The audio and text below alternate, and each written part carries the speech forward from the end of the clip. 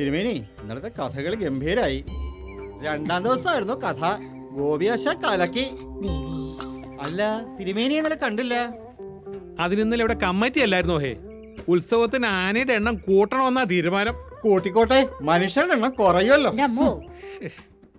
തിരുമേനി, ഒരു പുഷ്പാഞ്ജലി. മായ തിരുവോണം ഇല്ലേ? അതെ. സംശയിക്കണ്ട, പേരും നാളെ തിരുമേനിക്ക് ബൈഹാത്താ. ഇന്ന് ഫിസിക്സാ അല്ലേ? ആ ഓംസിലായും ക്രിച്ചോസിലായും ഒന്ന് നോക്കി പൊക്കോളൂ, വളരെ ഇമ്പോർട്ടന്റാ.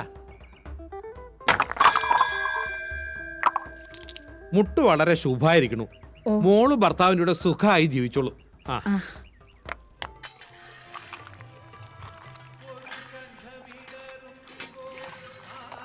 തിരുമേനി, തിരുമേനി, എന്താണാവോ? തിരുമേനി പറഞ്ഞ വഴിപാടുകളൊക്കെ കഴിച്ചു. ജപിച്ചു തന്ന പഞ്ചസാരയും കൊടുത്തു. മരുമോന്റെ മദ്യപാനത്തിന് ഒരു കുറവുമില്ല. വഴിപാടുകൾക്ക് മുമ്പ് ഒരു നല്ല ആശുപത്രി കാണിക്കാൻ പറഞ്ഞല്ലോ. ഓ, അത് ചെയ്തോ? ചികിത്സയ്ക്ക് വരാൻ അവൻ കൂട്ടാക്കില്ല. കിട്ടണ പൈസക്ക് മുഴുവൻ കുടിക്കും. എന്നിട്ട് എൻ്റെ മോളെ തല്ലല പണി. സഹി കെട്ട് വീടിന്റെ അടുത്തൊരു ജോത്സ്യനെ കണ്ടപ്പോ ഒരു പടിപൂജ നടത്താനാ പറഞ്ഞേ. അയാൾക്ക് വേണ്ടത് പടിപൂജയല്ല, നല്ല അടിപൂജയാ. ഭാര്യയെ തല്ലുന്ന ഭർത്താക്കന്മാർക്ക് വേണ്ടി പ്രത്യേകം ജപിച്ചു വെച്ചതാ. ദേവി ശരിക്കും അങ്ങോട്ട് വിചാരിച്ച ആവശ്യാനുസരണം പ്രയോഗിക്കുക, എല്ലാം ശരിയായിക്കോളും.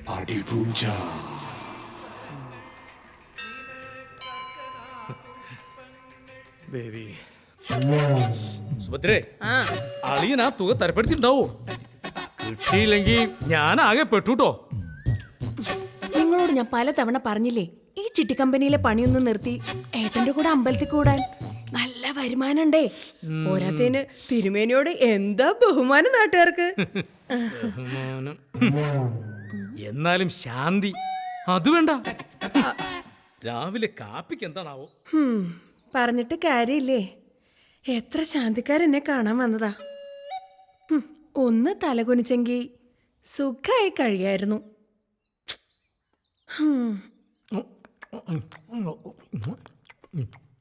എന്താ ഗോവിന്ദേട്ടാ ഇത്ര തിരക്ക്? വാസുദേവ, ഇല്ലത്തെ കാര്യങ്ങൾ അറിയാത്തോണ്ടാ. മലർന്നു കിടക്കുന്ന ഒരു പ്ലാവിലെ പോലും ഗോവിന്ദേട്ടൻ നിവർത്തിയിടൂലേ. എന്താ കാരണം? നേരല്ല, അതന്നെ. കഴിക്കും ഗോവിന്ദേട്ടാ.